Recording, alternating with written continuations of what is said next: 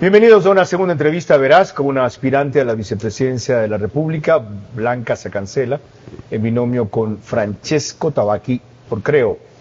Antes entrevistamos a Carla Larrea Falconíes, ¿verdad? Y la próxima semana tendremos a María José Pinto. La mejor presentación de la invitada la hizo su compañero de fórmula cuando estuvo aquí. Deje que la conozca y que vea la química que hay, lo que estamos haciendo y qué es lo que ella va a hacer. ¿Va a votar por usted porque le escogió a ella? Cuando nos presentamos, esta mujer tan llena de vida se presenta y dice: yo crecí en el sur de Quito, mi familia tuvo que salir a vender animales para que yo pueda recibir educación. Es ingeniera comercial. Ella es más preparada que yo. Y ella se presenta como la chica que luchó contra las adversidades en el sur de Quito. Yo vengo y me le pongo al lado y digo: yo soy el chico que creció en el norte, con otro tipo de problemas, no el de ella.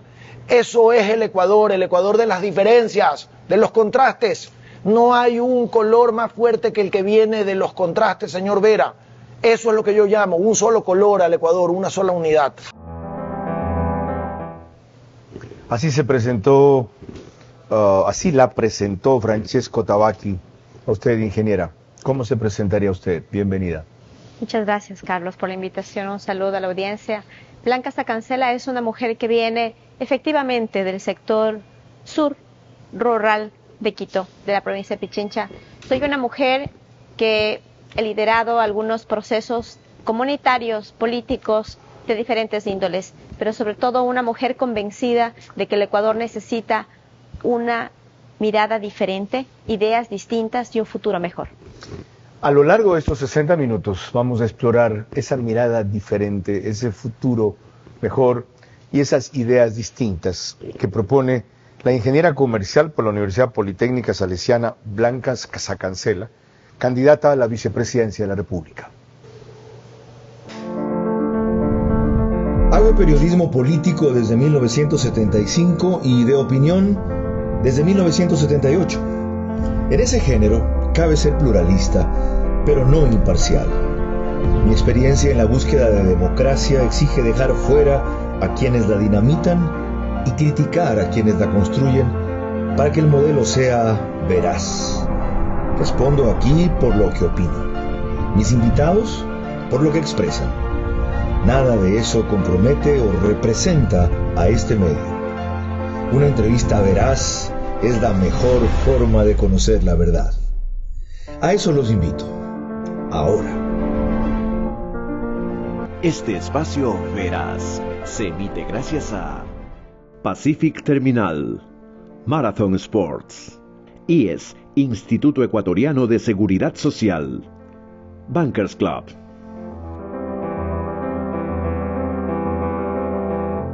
Bienvenidos a una nueva entrevista veraz con una persona que me intrigó desde que Francesco Tabacchi se refirió a ella aquí y más aún cuando revisé su trayectoria.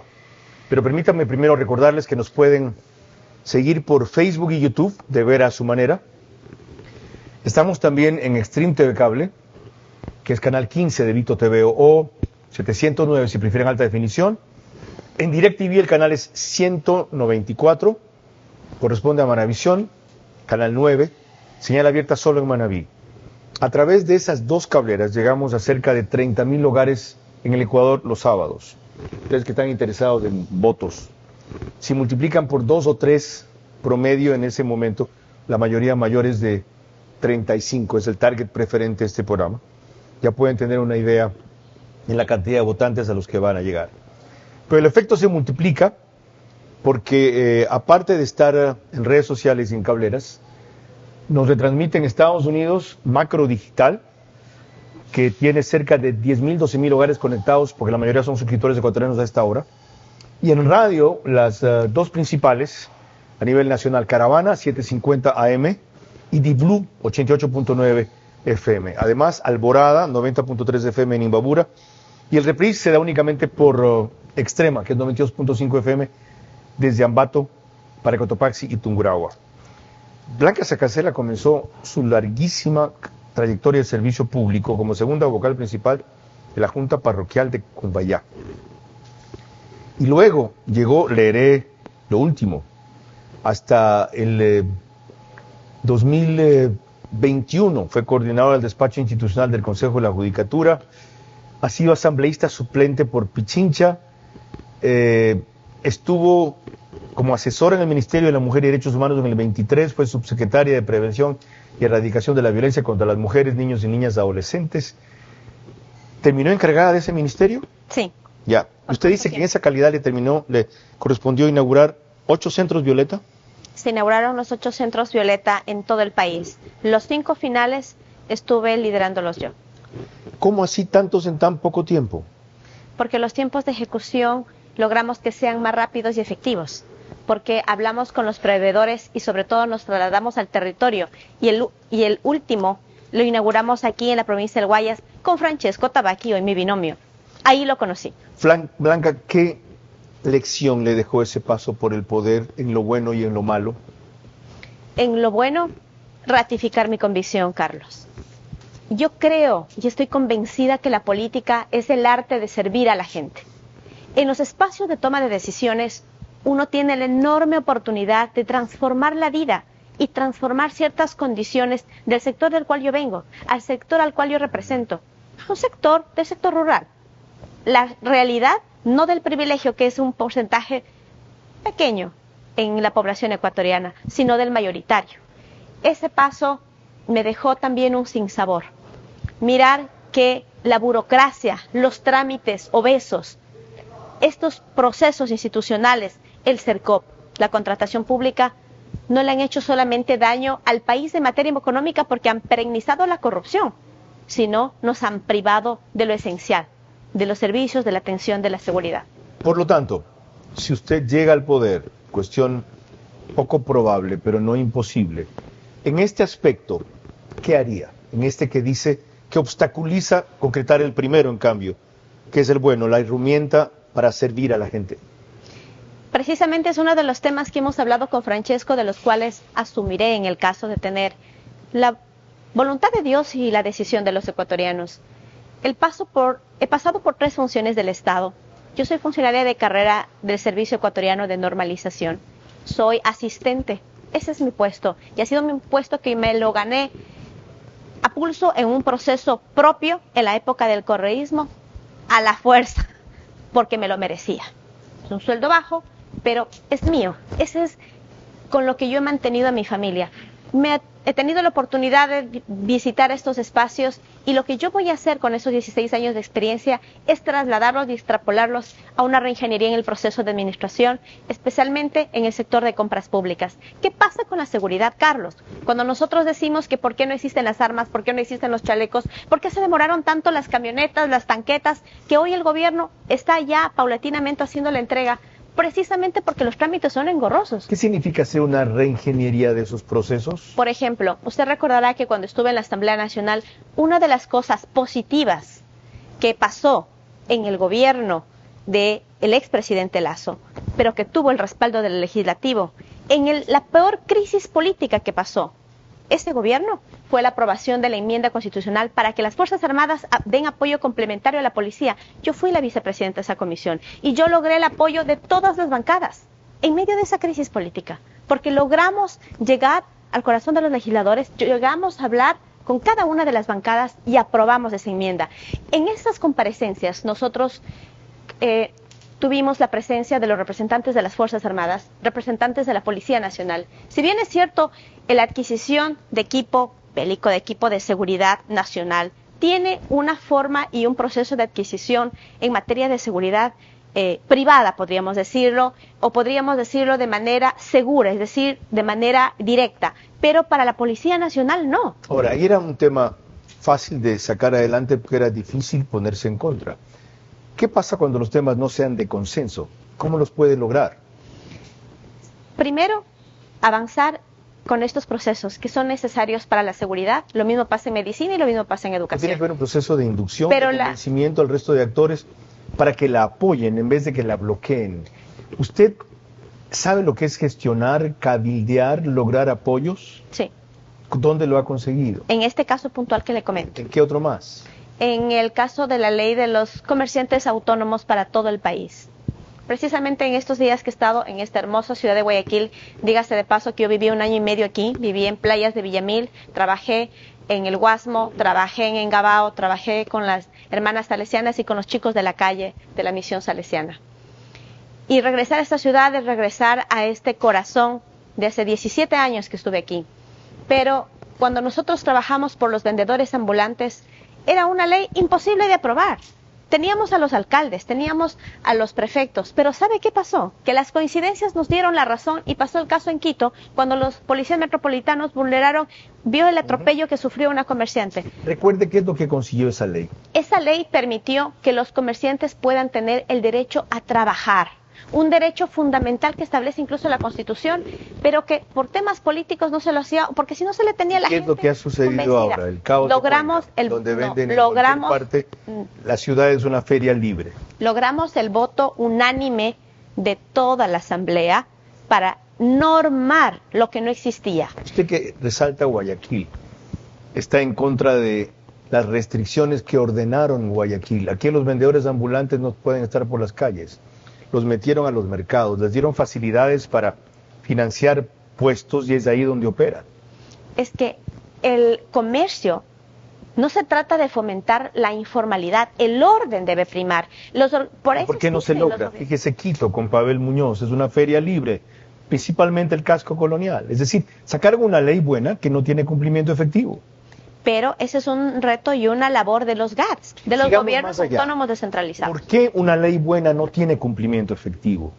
Porque no existe la voluntad política. De los GATS. O el rédito político, de los actores y quienes toman las decisiones. Entonces, ¿cómo se logra que finalmente se cumpla la ley? La ley se logra cumplir cuando tenemos una participación, pero sobre todo logra ser una norma que realmente se aterrice en el territorio. Entonces, tal vez eso ha fallado. Quito, sí, tal es decir, la parte operativa, realista de aterrizarla en el territorio ha fallado. La parte teórica estaba bien. Se requiere, por lo tanto, enseguida una reforma.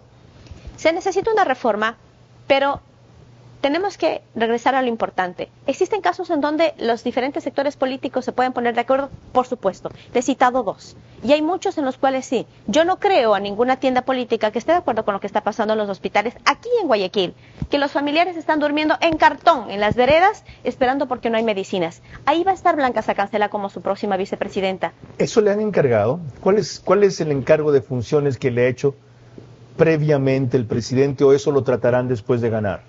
Lo hemos platicado desde ahora. ¿Y usted va a hacer qué? Voy a estar encargada de 3 cosas. El primero, esta reingeniería en los procesos de administración, de contratación pública para seguridad, educación, salud, educación en materia de alimentación escolar. Ya. ¿Segundo? Segundo eje, el Ministerio de la Mujer. Carlos, yo vengo del proceso de lucha de los derechos de las mujeres. Mi presencia aquí y mi participación es inédita. Es la primera vez que una mujer comunera del sector rural va como candidata para tratar de ostentar esta representación. Pero más allá de eso, el Ministerio de la Mujer? Lo que tenemos hay que fortalecerlo, porque no podemos seguir teniendo un Ecuador ¿fortalecerlo haciendo qué? Pintado de sangre por los femicidios que tenemos. Necesitamos que se institucionalice el sistema nacional.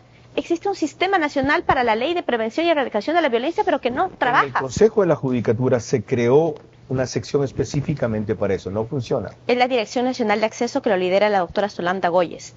Es el sistema, el Consejo de la Judicatura es parte del sistema nacional. El sistema nacional es un engranaje de un montón de instituciones para poder atender a una mujer víctima de violencia. Está bien atacar las consecuencias que son el femicidio o la violencia contra la mujer, pero ¿qué con las causas? ¿Cómo va a atacar o debería atacar el Ministerio de la Mujer el trasfondo de esto, que es una sociedad patriarcal y machista en exceso? Con educación. Y ahí cumple un rol importante el Ministerio de Educación. Si nosotros vemos un niño de 3 años... ¿Usted sugeriría la ministra o el ministro de Educación al presidente? No voy a sugerir eso porque no es mi función. Yo me voy a enfocar en los puntos en los cuales yo creo tener cierto conocimiento y ciertas fortalezas. Me parece también. muy bien, y me falta el tercero.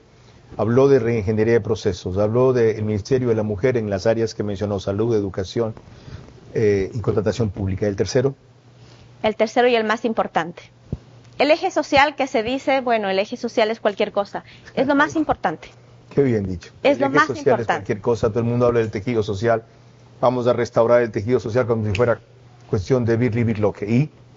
Necesitamos mejorar y fortalecer la estrategia de desnutrición crónica infantil y tenemos el ajuste claro. 2 elementos. Y entiendo que tendrá otra invitada a la cual podrá dar sus apreciaciones. La estrategia que se creó en el gobierno pasado y que yo saludo que el gobierno actual lo ha institucionalizado es lo que merece, ser una política de Estado, no una política de un gobierno, una política pública. Por lo tanto, esa estrategia necesita llegar a los sectores donde todavía no superamos. Si bien es cierto, hemos disminuido en un 3% la desnutrición crónica infantil, todavía tenemos sectores acentuados con este problema. Uno de ellos es la lactancia materna, el acceso al agua, pero el otro es la educación. Necesitamos trasladar esta estrategia a educomunicación, a los sectores rurales en la Sierra Centro. Vamos a poner esta estrategia en lengua nativa, en lengua quichua, con operadores comunitarios para que puedan educar a las madres, para que puedan llegar a ese sector. Ahora, vamos a examinar enseguida cuánto trecho hay del dicho al hecho. Okay. Porque proponer es muy fácil, diagnosticar es muy común, lograr es muy complejo. Y usted felizmente ya estuvo en un gobierno que no duró el tiempo que debía. Le recuerdo lo que dijo cuando era asambleísta, Blanca Sacancela, y cómo fustigó a quienes de una manera golpista en junio del 2022 quisieron hacerle a Lazo lo que le hicieron a Lenín Moreno en octubre del 2019.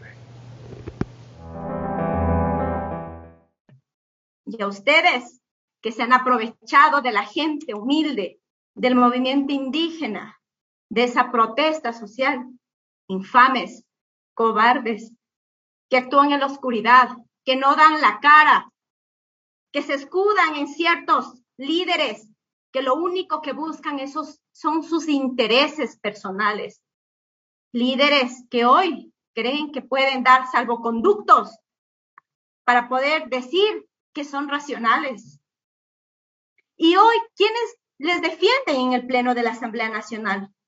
Aquellas personas que votan con quienes tanto daño nos hicieron. Hoy dicen que es un fascismo.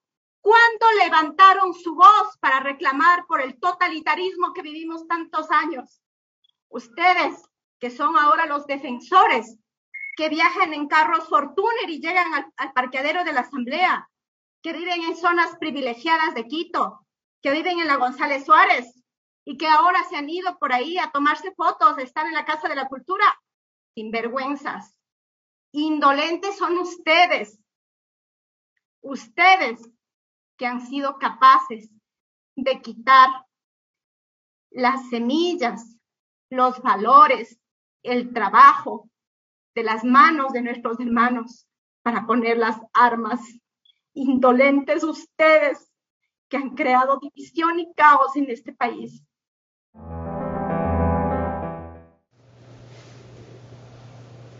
Ahí tienen a la otra Blanca Sacancela, a la de fuste, a la política. Ya no a la tecnócrata o la servidora pública de carrera. No pudieron en junio del 22, pudieron un año después, en junio del 23, periodo por el cual se tuvo que convocar a la muerte cruzada. ¿Por qué no pudo durar ese gobierno, Blanca? Precisamente por esos actos golpistas, Carlos. Gracias. ¿El golpismo por recordarme. sigue ahora? Puede ser, pero también algunos actos que sí nos llaman la atención. ¿Es golpista Verónica Abad? Podría decir que es el resultado de una mala decisión política del presidente actual. ¿Pero ella ha pretendido un golpe o no el fin de semana pasado con ese video exhortando a las Fuerzas Armadas que le permitan posesionarse? Perdón. No solamente que puede ser un acto golpista, sino atentatorio a la democracia. Yo siempre he defendido a la democracia, Carlos, pero también así como he sido frontal con un régimen pasado dictatorial que tanto daño nos hizo, que institucionalizó la corrupción como una buena práctica en este país. Tampoco estoy de acuerdo con las acciones y que perfilan una autocracia por el presidente actual. ¿Cuáles son esas acciones de ese tipo que está desarrollando Noboa? Una puntual. Es tan difícil, Carlos, poder conversar con su binomio. Es tan difícil poder pensar en el país y solventar esto de la mejor forma, hablando. ¿Qué pasa cuando el binomio la traiciona desde la campaña y comienza a proponer una cosa distinta a la que convinieron? Y el problema no es mayor porque ninguno de los dos creía que podía ganar y cuando ganan el primer día de gobierno la invitan al palacio, según ella le dijo a Milton Pérez, y ella dice, no, yo mejor me voy a estar con el pueblo en el mercado de, no era Cotocollao, de Iñaquito.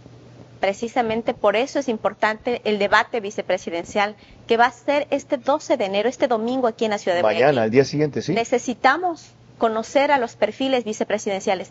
¿Cómo se escoge un perfil vicepresidencial? ¿Escogemos una reina de belleza? ¿Escogemos a una persona que tiene cuentas de OnlyFans? ¿Escogemos a una persona impuesta por el partido político? ¿Escogemos una persona que tiene las credenciales para cumplir la única función que establece la Constitución? ¿Usted descarta que entre usted o Francesco Tabaqui se puedan producir divergencias si ganan? Desde luego. Descarta. O sea, ¿siempre van a coincidir? No, divergencias pueden existir, pero de esta magnitud, imposible. ¿Por qué? Porque primero, es fácil. Para una pelea se necesita dos. Yo no doy quórum, sobre todo cuando se trata del país. Pero cuando se trata de defender la libertad, la democracia, a la Constitución y un Estado de Derecho, ahí sí. Si por alguna circunstancia Francesco Tabaqui, por razones de Estado, tiene que apartarse de lo que en principio convinieron con usted, ¿qué decide? Existen las salidas democráticas establecidas en la Constitución. ¿Se queda diciendo que está en contra? ¿Se va porque eso no fue lo que trataron? ¿O permanece procurando que él se vaya y usted ascienda?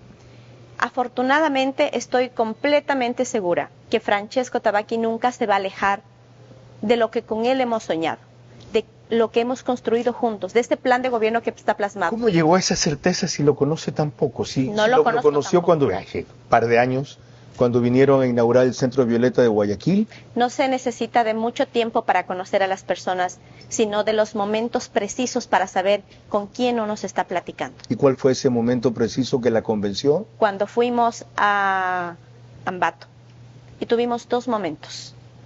En un momento en una reunión con los tomateros y otro momento en la reunión con las mujeres que tienen sus vacas productoras de leche.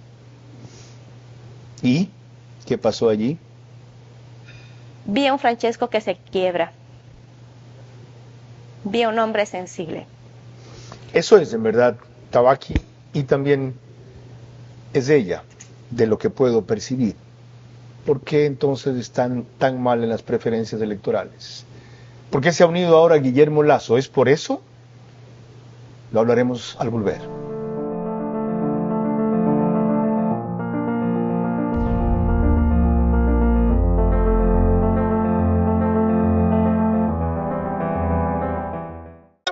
Pacific Terminal, primera terminal de gas natural en el Ecuador. Será un eje fundamental en el cambio de la matriz energética, reemplazando el uso del diésel y fuel oil.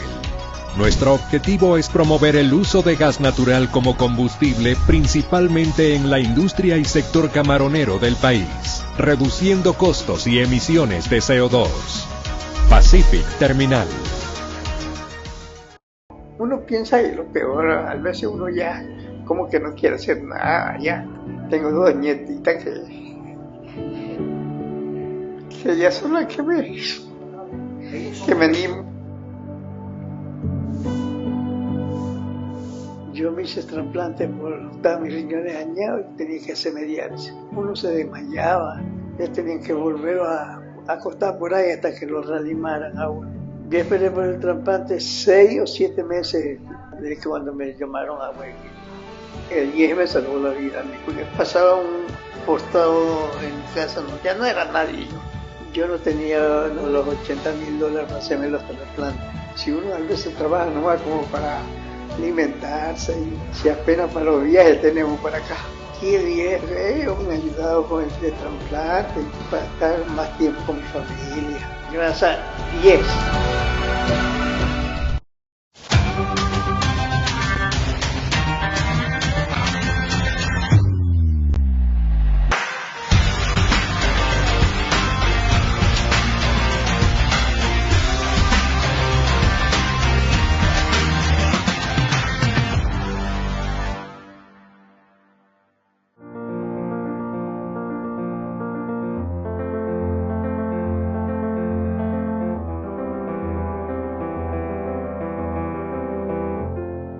Estamos de vuelta con Blanca Cancela, ingeniera comercial, que es candidata a la vicepresidencia de la República, en binomio con Francesco Tabacchi.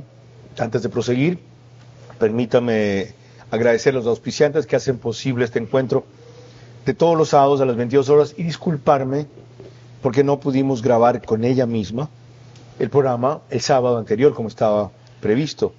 Resulta que por circunstancias del Bankers Club desde donde transmitimos, debíamos grabar 10:30 de la mañana ese día y cayó un aguacerazo, pero debía ser en exteriores. El tiempo se complicó, luego tuve yo otra complicación de salud y es la tercera vez que la señora viene, gentileza que debo agradecer y molestia por la cual debo disculparme. No. Y ahí me lanzó una que no me la creo. Tengo toda la semana en Guayaquil por usted, señor Vera. Ajá, ya. Era para hacer campaña también. Yendo a lo importante, gracias a Pacific Terminal llegamos a ustedes, al IES, a Marathon Sports, a Cardio Heredia, con ganas de el nuevo espacio digital de Martina Vera Pérez, que empezó ya su segunda temporada, y al Bankers Club, desde cuyo piso 33 emitimos. Le decía que con dos perfiles tan impactantes, porque esos son ustedes dos, hacen un muy buen balance. Usted con su visión técnica, sensible de las cosas, y Tabacchi con la suya disruptiva y rebelde de las cosas, no han llegado a tener una aceptación mayor. 3-4%, no crece. Del 25% que ya tiene su voto decidido.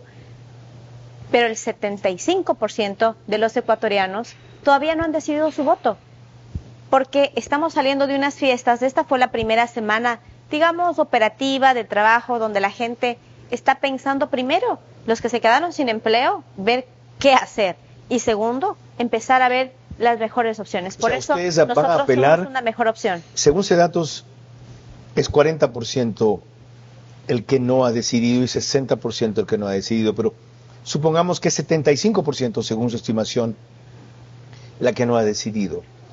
¿Cómo van a convencerlos de que no escojan o se decidan por los dos punteros y sea por ustedes? Visitando el territorio, recorriendo, hablando, llegando a la gente, no difundiendo la propuesta. No tienen suficientes recursos, no tienen suficiente estructura. Necesitamos hacer todo lo necesario, porque afortunadamente, Carlos, y esto para la audiencia, afortunadamente no debemos resignarnos a escoger entre el pasado corrupto y el presente doloroso que estamos viviendo. ¿El pasado corrupto es parte de Guillermo Lasso? El pasado corrupto está enraizado y tiene unos excelentes representantes que son el correísmo. Exclusivamente. Exclusivamente. ¿Por qué se reintegra o se integra el presidente Lasso, el expresidente Lasso, a la campaña abiertamente cuanto antes respetó la opinión de quienes decían, si tú te sumas, restas, porque Lasso quedó con una imagen negativa? ¿Cómo explicar esa incorporación de él? Bueno, primero porque está en el país, por suerte, no tiene ninguna orden de apremio, no está huido, no está fuera del país y tiene la libertad, que es uno de los tesoros más valiosos para poderlo hacer. Y segundo, porque dentro de su lógica y de las funciones que él nos ha dicho que va a dedicar su vida, es a tener su fundación para seguir aportando a nivel académico y de estudios. ¿Va a estar en las tarimas con ustedes? De nutrición crónica infantil, no nos ha pedido participar. Nosotros ¿serán campañas paralelas? Lo hemos invitado. Él anunció al inicio de esta semana que se incorporaba a la campaña. Él está recorriendo algunas provincias con algunos candidatos a la asamblea, porque mi presencia aquí incluso muestra de lo que la organización política le ha apostado. Cuadros propios y sobre todo también el relevo generacional. ¿Qué fue lo mejor del gobierno de Lasso? La política es que hasta hoy está vigente y que va a permitir marcar un mejor futuro para el país, la de nutrición crónica infantil, el Ministerio de la Mujer, entre varias. ¿Qué fue lo peor? Una estrategia de comunicación fuerte, masiva, que nunca funcionó. Que nunca funcionó. Vamos ahora a lo que les ha dicho a usted a través de los espacios del CNE Blanca Cancela, ¿qué haría como vicepresidenta?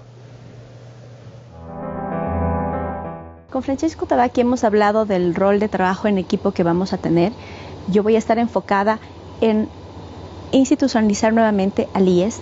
Vamos a hacer una reforma y una reingeniería a los procesos de administración pública enfocados en la contratación pública para la adquisición de medicinas, la adquisición de insumos en materia de seguridad, pero también en la alimentación escolar en todas las instituciones educativas del país, con enfoque en la alimentación para las escuelas rurales de este país.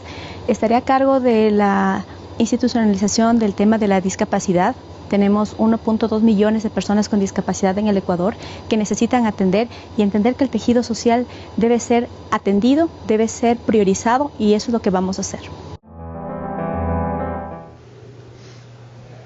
Empecemos por lo último, que es para mí novedad respecto a lo que ya hemos hablado. Concentrarse en 1.200.000 personas con discapacidad. ¿Haciendo qué?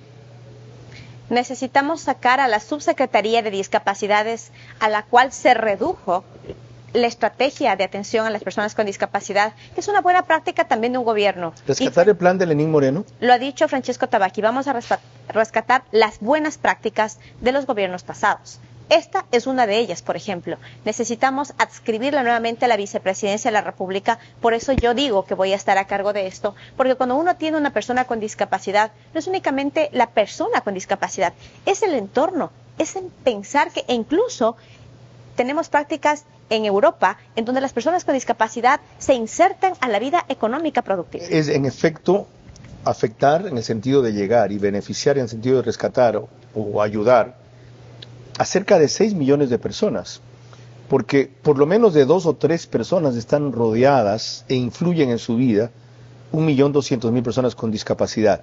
Oigo hablar siempre de institucionalizar. ¿Qué es eso? Especialmente usted habla de institucionalizar al IES, es decir... El IES fue por muchos años la caja chica de un gobierno corrupto. El IES es uno de los temas que debe asumir cualquier gobierno que venga. Cualquier gobierno que venga debe hablarnos del IES. Nadie habla del IES. Nadie habla del IES. Pero el principal problema ahí es erradicar las mafias, que realmente ese sistema y el de la corrupción en general lo han logrado mantener. ¿Cómo hacer eso? A ver, el Ejecutivo designa al presidente del directorio porque, como todos sabemos, el IES es manejado por los representantes de los empleadores, de los trabajadores y el Ejecutivo. Quien preside el directorio debe tener la claridad de 3 cosas esenciales que hemos hablado con Francesco. La primera, ¿por qué hablamos de institucionalizar al IES? Porque necesitamos poner la casa en orden, definir cuál es la deuda que tiene el Estado con el IES.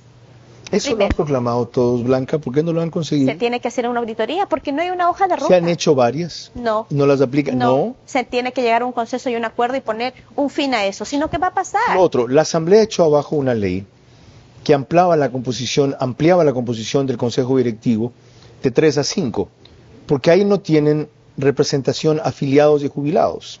Están los trabajadores, como usted dijo, los empresarios, como usted dijo. Disculpen, otra vez volvió la tos. Y un representante del Ejecutivo. ¿Ampliaría usted a 5 esa composición del Consejo Directivo y cambiaría el hecho de que sea siempre el representante del gobierno quien lo preside y más bien sea uno elegido por ellos? No, debes continuar con la lógica de quien lo presida debe ser el representante del Ejecutivo. La ampliación, porque necesitamos recuperar el norte del IES, Carlos, insisto, la institucionalización del IES no pasa solamente por cómo está conformado el directorio, sino por lograr tener una reforma al IES completa. Esta reforma debe pasar por entender el problema económico, punto 1. Segundo, los procesos internos de atención. Necesitamos saber, mire el caso que pasó con un caso sindicalista en el Azuay, que se destapó por un tema de una fiscalización. Eso pasa no solo en el Azuay. ¿Cómo va a sacar adelante reformas al IES si el gobierno de ustedes, si ganan, tendrá un bloque minoritario en la Asamblea? Va a ser parte del acuerdo de gobernabilidad que debemos hablarlo con la Asamblea Nacional. Ustedes comenzarían con un acuerdo de gobernabilidad. Por supuesto. ¿Qué consiste en? Un acuerdo público. ¿Qué es lo que le ha pasado a todos los gobiernos? E incluso al actual. empezaron con una muy buena relación, empezó todo a fluir. Los ecuatorianos no sabemos los acuerdos, simplemente vemos que pasan las cosas. Con Francesco hemos dicho que la gobernabilidad es un eje fundamental en cualquier gobierno. Por lo tanto, desde el día 1 nos vamos a sentar con todos los representantes de las bancadas de manera pública, con transmisión, para hablar sobre los puntos. Nosotros no vamos a ceder. Vamos ahora a otro aspecto de lo que le informó al país a través de esos espacios del CNE, la ingeniera comercial Blanca Sacancela, que haría como vicepresidenta o que avala su presentación como candidata a la vicepresidencia.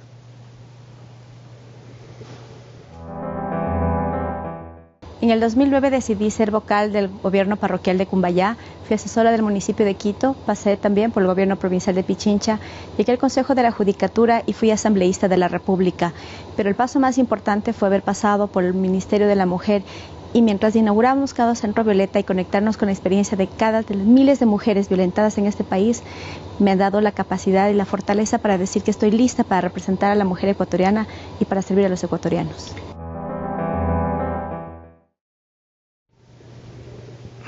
Y aquí hay una cosa que me llama la atención. ¿Por qué en su vasta trayectoria de servicio público, que tiene 15 años ya, no ha hecho paréntesis para trabajar en el sector privado?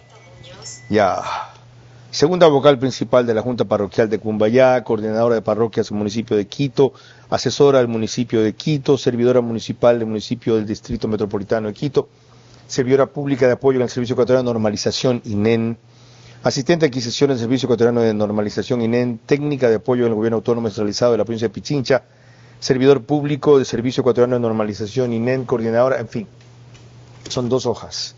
¿Por qué no la empresa privada? Pero no está recabada la información del sector privado. ¿En dónde ha tenido experiencia en el sector privado? Yo soy asesora de relaciones y proyectos de desarrollo en un proyecto San Patricio, que es un proyecto, es Ciudad San Patricio, sí. Eso es fenomenal. Yo soy la asesora de desarrollos comunitarios. ¿Qué es eso? Es un programa que comprende un crecimiento y un desarrollo integral con los sectores involucrados. Y yo estoy en el proyecto desde el año 2011. Es un trabajo propio, independiente, paralelo. Por eso no he necesitado vivir de la política como otros sí. ¿Trabajó con Fuad Asum? Yo trabajo. ¿Y con Maurice Dasum? Actualmente. Es mi jefe. ¿Cómo se vinculó? Porque nos conocimos precisamente desde la hacienda. Mis padres tenían las vaquitas en la hacienda de la UQI, donde ahora se construye San Patricio. Qué extraordinaria historia. Bueno, yo conozco a Fuad Asum, todo mi tributo a este señor, que siempre quise entrevistar y por sus circunstancias de salud creo que ya no podrá ser nunca. Y a Maurice Dasum, que ha seguido ese legado. Explíquenle un poco a la gente qué es este proyecto San Patricio, porque costó un trabajo enorme que el municipio de Quito lo apruebe. ¿Qué es? Años para lograr la aprobación y que se ponga por ordenanza la posibilidad de tener un crecimiento ordenado. ¿Usted puede creer, Carlos, que eso pasa en el país? Es uno de los proyectos más importantes del país, con una de las inversiones más importantes en la historia de los últimos 10 años, diría yo. ¿Cuál es el monto de la inversión allí?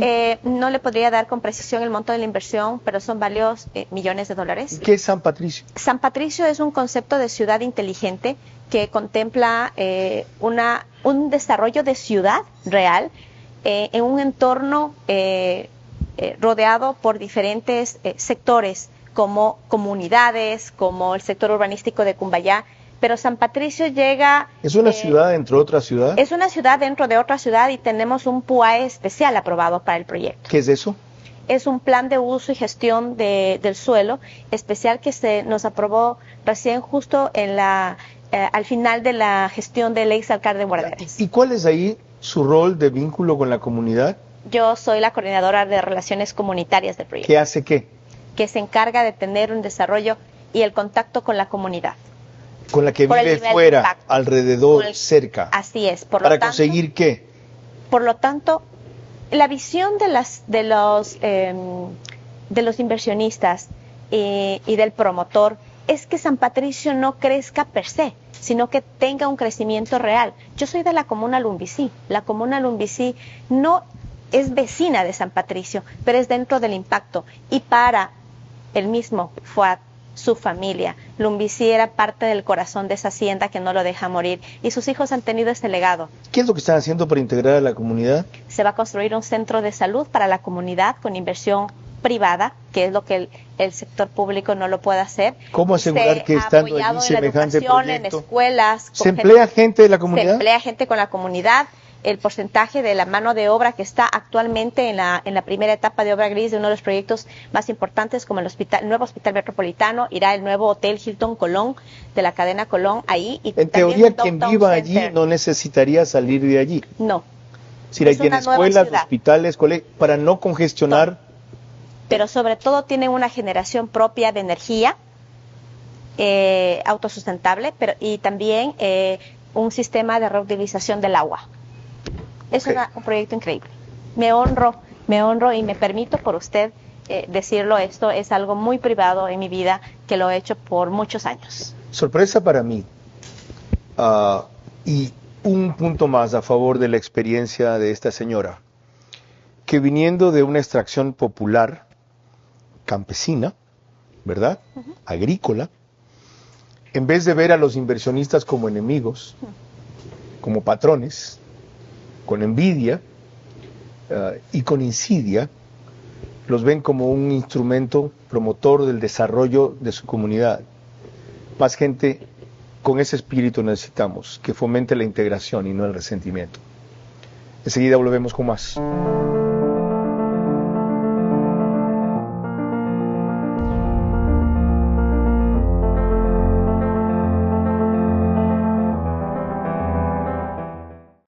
Pacific Terminal, primera terminal de gas natural en el Ecuador, será un eje fundamental en el cambio de la matriz energética, reemplazando el uso del diésel y fuel oil. Nuestro objetivo es promover el uso de gas natural como combustible principalmente en la industria y sector camaronero del país, reduciendo costos y emisiones de CO2. Pacific Terminal. El más grande, hoy, mañana y siempre. Gigante, colosal, monumental. El único ídolo del Ecuador. Presentamos la colección de Barcelona 2025. Ay, ídolo, ¿cómo te explico cuánto te amo yo? ¿Cómo explicar lo que se siente cantar el glorioso Salve, salve Barcelona con el estadio a reventar? Porque mi corazón es amarillo como el sol. ¡Esto es Barcelona, carajo! Una pasión centenaria, un amor para toda la vida. ¡Viva Barcelona! ¡Ídolo del Ecuador! Mi hijo tenía 3 años y medio. Tenía mucho miedo de dejarlo solo, porque era muy pequeño. Tenía que luchar por él.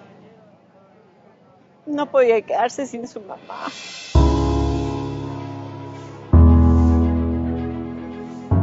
Me entristecía saber el hecho ese de que no me iba a tener en su vida. Me costaba mucho aceptar esa idea, pero tampoco me quería rendir. Estaba muy emocionada cuando entré a la lista de espera porque sabía que era la esperanza y la salida de la diálisis. El IES me cambió la vida, el IES me salvó la vida al realizarme el trasplante, al realizarme todo el seguimiento, todo el apoyo de los médicos y enfermeras. El IES me cambió la vida. Invito a todas las personas a que decidan donar, porque así como salvaron mi vida, también puedes salvar la tuya.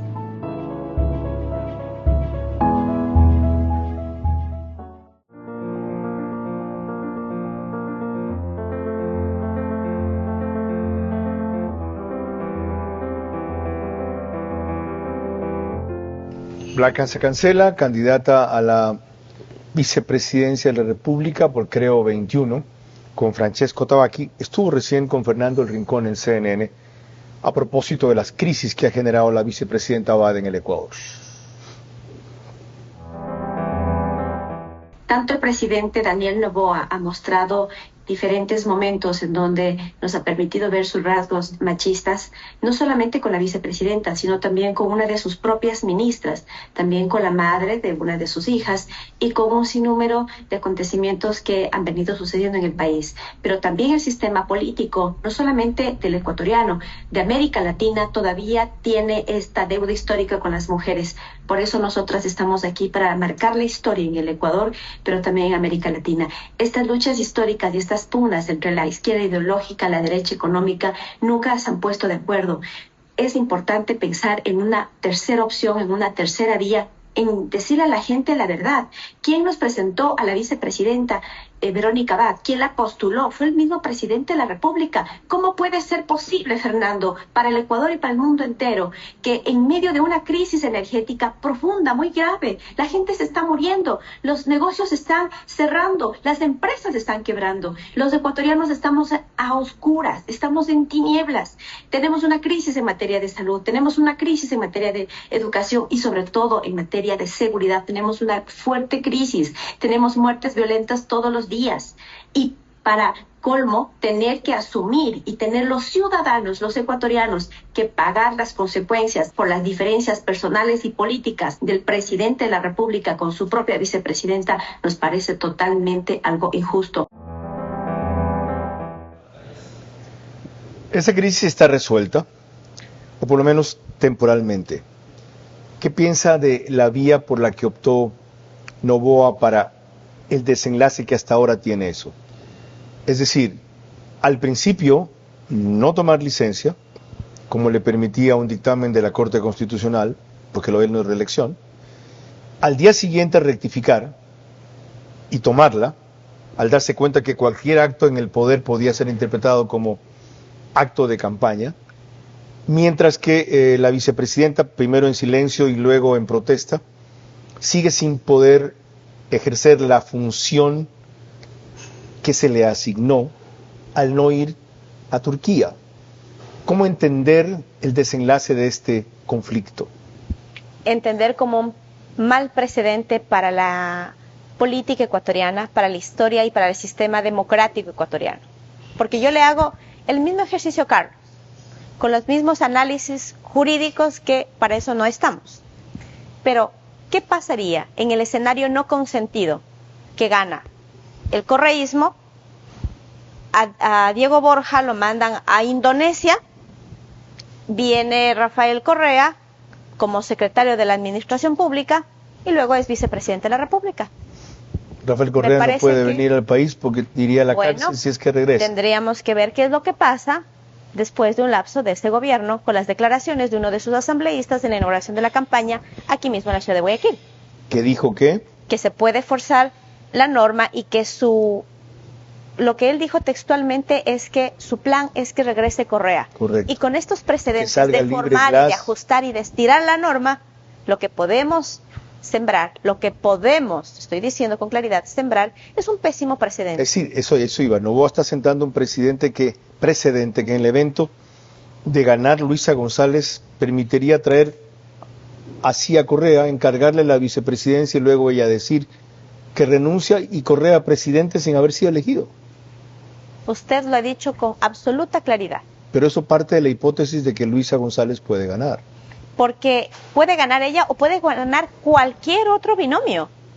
Cualquier otro binomio. Estamos hablando de que los 16 tenemos las mismas oportunidades de que está arrancando la campaña.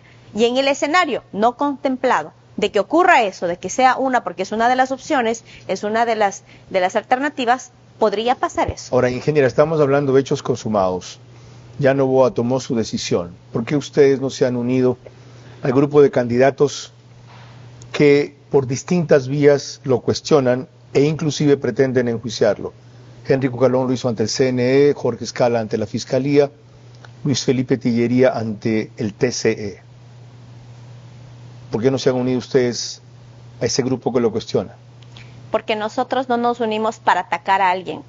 Y si usted ve esa participación en CNN, fue después de pararnos frente a Carondelet, unirnos entre las candidatas y bueno, se unió el candidato de la Revolución Ciudadana por la violación a la Constitución en primer ratio, que luego la justicia nos dio la razón. Ahí nosotros actuamos. Nos unimos esto fue el 15 de noviembre. ¿Y qué violación hubo allí? Ahí se estaba sancionando a la vicepresidenta Abad a través de un sumario administrativo. Correcto, ¿no? Cuando le abrieron. Y eso era un atentado a la democracia. Por eso nos unimos y por eso reclamamos. Nosotros no vamos a usar a la justicia para atacar a un candidato. ¿Y por qué nadie? Eso habla más del candidato. ¿Por qué nadie censura a la vicepresidenta Abad cuando dice que si asume va a indultar a Correa, va a darle salvoconducto a Glass, va a echar abajo el IVA, va a cambiar algunas de las medidas durísimas con las cuales se ha sostenido la economía.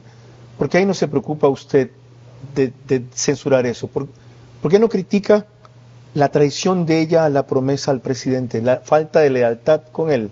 Para cerrarlo primero, nosotros nos hemos unido en función del respeto a la Constitución y sobre todo el fortalecimiento de la democracia. Ahí nos hemos unido. Y el día de ayer, en esta semana lo que hice fue un escrito al presidente de la República pidiendo que el debate vicepresidencial, por lo que está pasando, tenga transmisión de los medios públicos. Coincido. Eso es súper importante. Por lo tanto, nosotros estamos fortaleciéndonos, pero nosotros no nos vamos a unir a atacar a un candidato. Repito, eso habla más del candidato que de nosotros. Y le digo algo más de frente, porque así soy, señor Vera, y la gente me conoce. Los 3 candidatos que hoy presentan y que se indignan porque se atropelló la Constitución, los 3, sus binomios nunca fueron parte del primer llamado que nosotras las mujeres hicimos a Frente de Carondelet para unirnos por la democracia. Entonces aquí el mensaje es, ¿por qué me uno y qué es lo que me interesa? Yo, mi personalismo y porque él me puede ganar o porque me interesa el país. Los mensajes deben ser muy claros. Usted revise mis actuaciones. Yo el día de ayer hice una acción pública porque siento que no podemos tener un sesgo en la difusión y sobre todo un manejo de los medios públicos para un momento muy importante. En esto coincido. El debate de las vicepresidentas, dije mal el otro día, de los candidatos a vicepresidente, porque también hay, que yo sepa, uno solo hombre, ¿hay uno solo? Uno solo que ha confirmado. Ya, uno solo. Debe ser, y hoy estamos sábado, debe ser transmitido en cadena nacional. TC va a ser el medio donde se produzca y se haga. Ya no. ¿Ya no? Ya no, porque este lunes 6 de enero justamente nos anunciaron que la disposición del gobierno es que TC no transmita en vivo.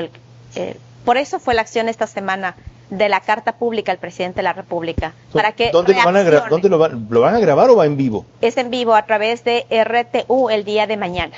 Ok. No importa que sea otro el canal sede, debe ser transmitido en señal abierta, obligatoriamente en cadena nacional. Y eso lo tiene que decir no el Ejecutivo, el CNE. Así Gana tiempo. Ya volvemos con lo demás.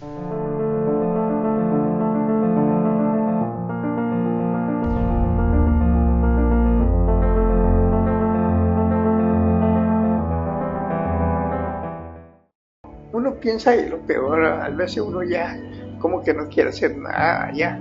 Tengo 2 nietitas que ya son las que me animo.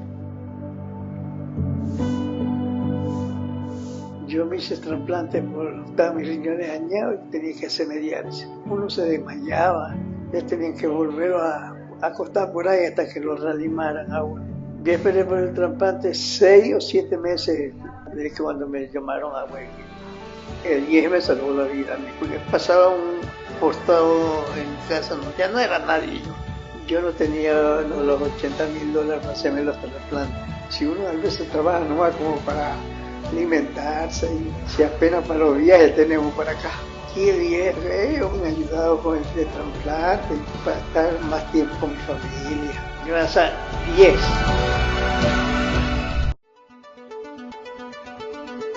¿Cómo llegar al CDT Cardio Heredia? Sea que vengas del centro, sur o norte de la ciudad, ubícate en el puente de la Unidad Nacional tramo Guayaquil-La Puntilla. Conduce hacia la avenida San Borondón, continúa hasta la intersección de Río Centro Entre Ríos y Village Plaza. Ingresa por esa vía y al finalizar ambos centros comerciales, en la siguiente cuadra a la derecha, encontrarás el centro comercial Los Arcos Plaza 2. Recuerda, estamos ubicados en el primer piso, oficina 106. Cardio Heredia te cuida en cada latido.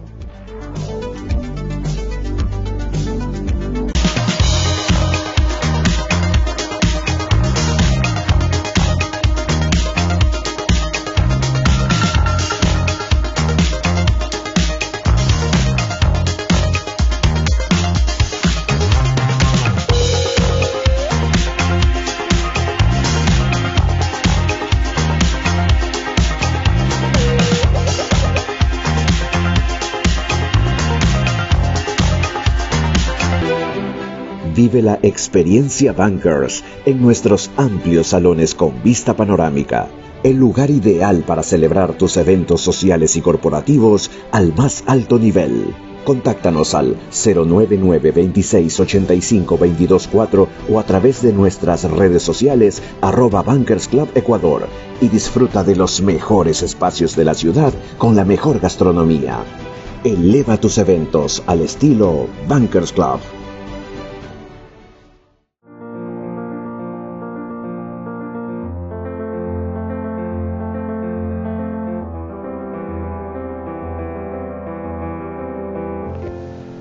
Parte final de esta entrevista a Blanca Sacancela para indagar algunos aspectos ya en esta parte de cierre, en este aspecto de cierre de su personalidad, más que de sus propuestas y de sus pensamientos.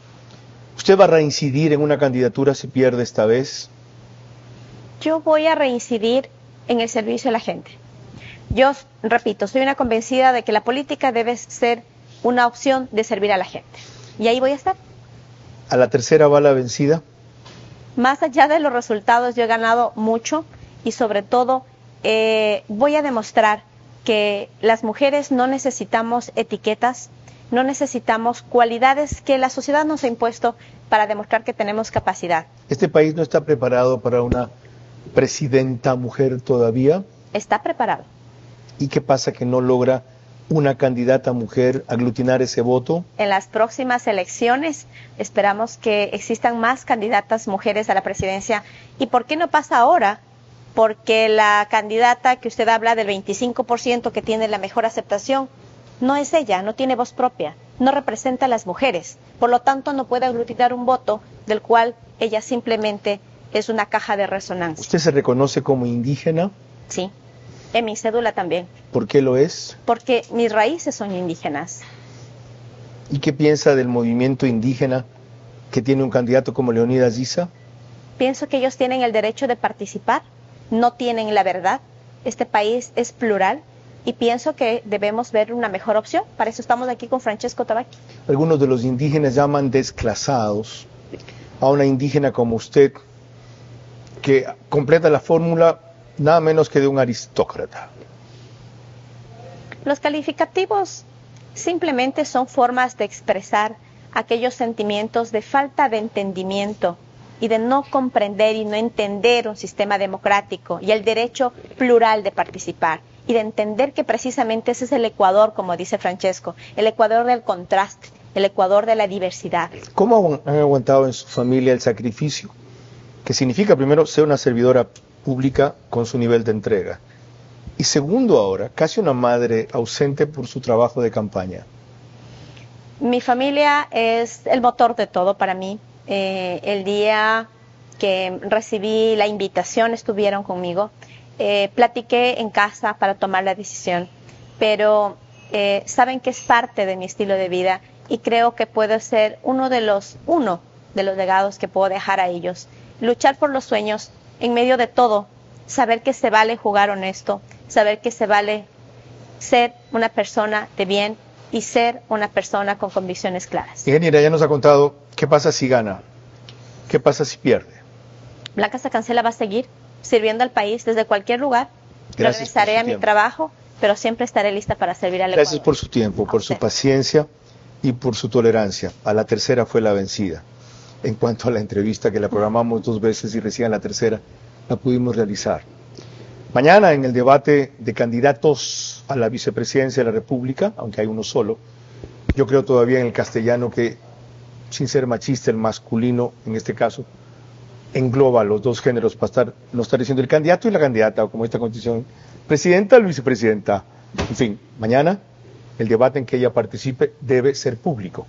Esto es sábado de noche, el momento en que se emite este programa. Si todavía no ha sido resuelto, el CNE está en posibilidades de rectificar. Si lo ha hecho, lo celebro. He cumplido en presentarles a ustedes la personalidad, la mujer, la candidata que Francesco Tabaqui describió aquí que había escogido cuando compareció. La próxima semana, en cambio, haremos el ejercicio con María José Pinto, quien es la selección del presidente Noboa, para acompañarlo como vicepresidenta. y con seguridad, si ganan, no tendrán la misma suerte que el actual. Hasta la próxima semana.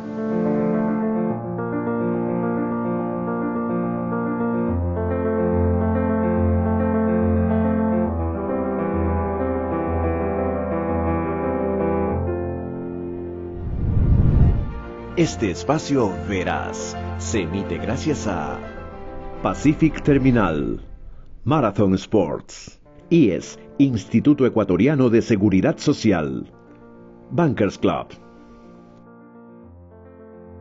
Transmisión simultánea, Vito TVO, Manavisión, Macro Digital Televisión, Caravana 750 AM, Tiblu 88.9 FM, Alborada 90.3 FM Imbabura, Extrema 92.5 FM en Tungurahua y Cotopaxi.